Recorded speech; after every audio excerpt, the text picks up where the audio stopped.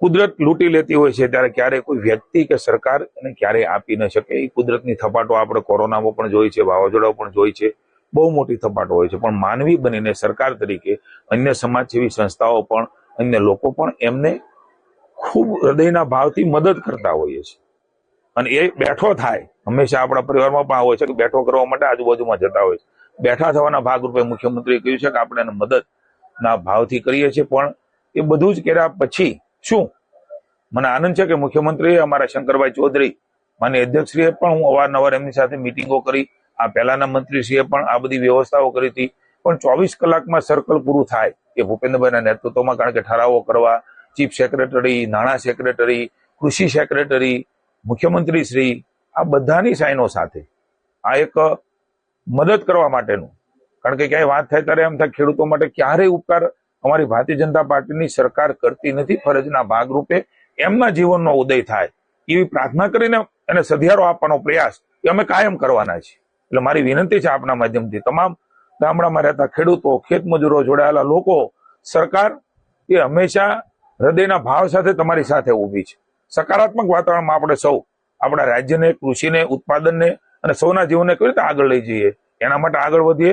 સકારાત્મકતાથી જ હંમેશા આગળ વધારાતું હોય છે. ત્યારે સૌને મારી વિનંતી છે કે અમે ક્યારેય અમારી ફરજના ભાગરૂપે અમે કામ કરવાના છીએ. ઉપકારના ભાગરૂપે ક્યારેય અમારા મનમાં વિચાર પણ ના આપે એવી માના ચરણોમાં હું પ્રાર્થના કરું છું. અને એ કાયમી નિરાકરણ માટે મુખ્યમંત્રીશ્રીએ અમને સૂચના આપી, અમે બેઠા. માની શંકરભાઈ ચૌધરી એ રાજ્યના આપણા વિધાનસભાના અધ્યક્ષ છે, વાવ થરાદના પ્રતિનિધિ પણ છે. આપણે જાણીએ છીએ કે થરાદના પ્રતિનિધિ છે. એમણે પણ ખૂબ અમને માર્ગદર્શન આપ્યું, મુખ્યમંત્રીનું માર્ગદર્શન મળ્યું. અને 2500 કરોડ રૂપિયા પાણી દર 4 વર્ષે ભરાય છે. તો એ ન ભરાય, ખૂબ વરસાદ આવે ત્યારે તારાજી થતી હોય છે જનરલી. અને આપણે જાણીએ છીએ ગ્લોબલ વોર્મિંગના કારણે વર્ષોથી આ બધી સમસ્યાઓ આવી રહી છે. એમાં વ્યક્તિ નથી, ગ્લોબલ વોર્મિંગ કુદરત જે રીતે વ્યવસ્થાઓ જે બની છે ગ્લોબલ વોર્મિંગની, એના કારણે નાની મોટી મુશ્કેલીઓ પડે છે. પણ એની સામે બાદ ભીડવાનું કામ એ સરકારે હાથ ધર્યું છે. કુદરતને પ્રાર્થના કરીએ કે આવું ક્યારેય થવા ન દે, કારણ કે માનવ એ તારી પાસે કાંઈ નથી, અમે તારી પાસે કાંઈ નથી. કુદરત માન છે, ઈશ્વર માન છે, ત્યારે એ રૂઠે નહીં અને બધાનું સરસ ચાલે એવા આપણે પ્રાર્થના કરીને અમે 2500 કરોડ રૂપિયાની જોગવાઈ પહેલી વખત ગુજરાત રાજ્યમાં થઈ છે.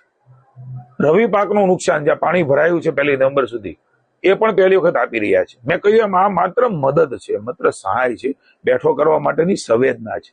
એ પહેલી વખત કર્યું છે. 2500 કરોડથી પણ વધારે રકમ થશે તો માની મુખ્યમંત્રી ભૂપેન્દ્રભાઈએ સંવેદનાથી કહ્યું છે કે જીતુભાઈ મૂંઝાતા નહીં, 5000 કરોડથી પણ વધારે આપશું તો પણ સરકાર એ તમારા વિભાગને આપશે. અને કાયમી નિરાકરણ, પાણી વરસાદ ખૂબ આવે તો પણ પાણી ન ભરાય, ટોપોગ્રાફી કુદરતી રીતે આપણો વિસ્તાર એવો છે, એ પ્રમાણેની એનો સર્વે કરાવીને એ પાણી ભૂગર્ભ જમીનમાં ઉતરે. અમારા ખાસ શંકરભાઈ કીધું છે, અથવા તો કોઈ તળાવ બને અથવા પછી એનો નિકાલ દરિયા બાજુ થાય. પણ પહેલા એને બચાવવાનો પણ પ્રયાસ કરીશું, સંગ્રહનો પ્રયાસ કરીશું. અને ભગવાનને માતાજી પાસે આવ્યું છે તો પ્રાર્થના કરું કે ભવિષ્યમાં ઉત્તર ગુજરાત, વાવ, થરાદ, પાટણ એને ક્યારેય આવી તારાજી સહન ન કરવી પડે એવી અમને બળ અને શક્તિ આપે.